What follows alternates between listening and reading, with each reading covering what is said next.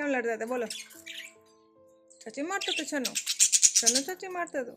Hi guys, good morning, જય માતાજી. તો મેં નાહી લીધું છે, દિયાબત્તી થઈ ગયા છે અને આજે છે નાગપાંચમ. તો હવે હું કરું છું નાગદાદાની પૂજા. તો ચલો ગાઈઝ પૂજા કરી લઈએ. ત્યાં સુધી વ્લોગમાં બના રહેજો. મળીએ ગાઈઝ. તો ગાઈઝ આજે પણ વહેલા વહેલા વરસાદ ચાલુ થઈ ગયો છે.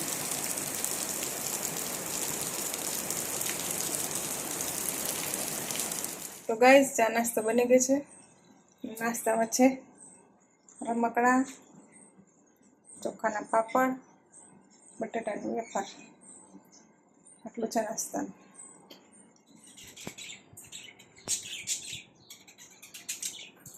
તો ગાઈઝ અમારે છોટું અને મીઠું બંને લડાઈ ચાલે છે આપણે.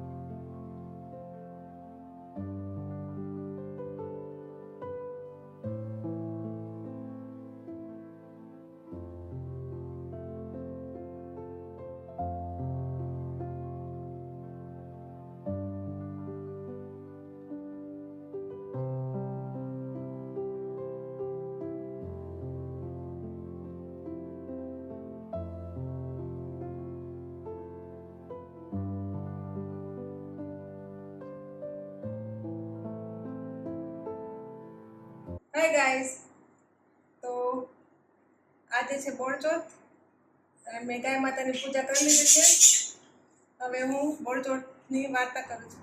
આ વ્રત શ્રાવણ વદ ચોથના દિવસે આવે છે. આ વ્રતના દિવસે વ્રત કરનારને સ્નાનાદિશ કર્મથી પરવારી કંકુ, ચોખા અને ફૂલના હાથે ગાય માતા અને વાછરડાનું પૂજન કરવું. આ દિવસે એકટાણું કરવું. આ વ્રત કરનારને દિવસે ઘઉંની કે છોડેલી કોઈ પણ વસ્તુ ખાવામાં લેવી નહીં. તો ગાઈસ કપડાં ધોઈ અને સૂકવી દીધા છે, પણ વરસાદ આવે એવું લાગે છે એટલે પાછા અંદર લઈ લેવા પડશે.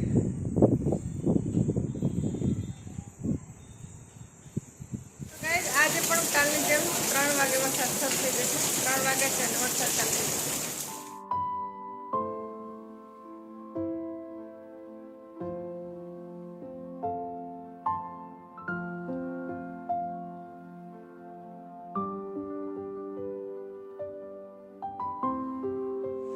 તો જુઓ ગાઈઝ, વરસાદી માહોલ કેવો જામ્યો છે અને વાતાવરણ પણ એકદમ ઠંડુ ઠંડુ થઈ ગયું છે. કુદરતી નજારો ખીલી ઉઠ્યો છે. જો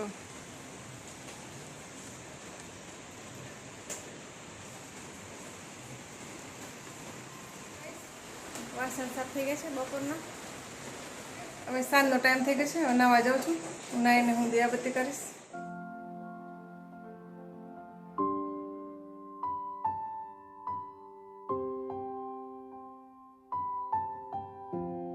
ગાઈસ સાંજના દિયાબત્તી થઈ ગયા છે. આજે છે નાગપાંચમ, તો હું હવે નાગદાદાની પૂજા કરું છું.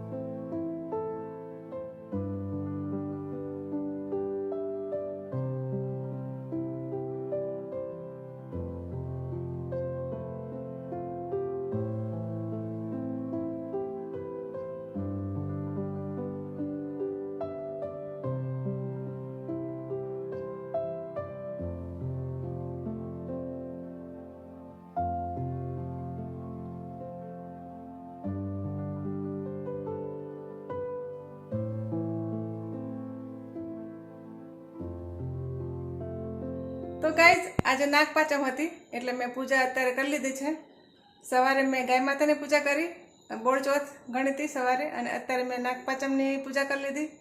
તો ગાઈઝ એક દિવસમાં બંને પૂજાઓ કરી છે મેં, કેમ કે કાલે બોળચોથ નથી એટલે સવારે મેં બોળચોથ મનાવી, સાંજે મેં નાગપાંચમ મનાવી, અને અત્યારે પૂજા કરી. અને હવે હું જમવાનું બનાવીશ, અને જમવામાં હું બનાવીશ મગનું શાક અને બાજરાનો રોટલો.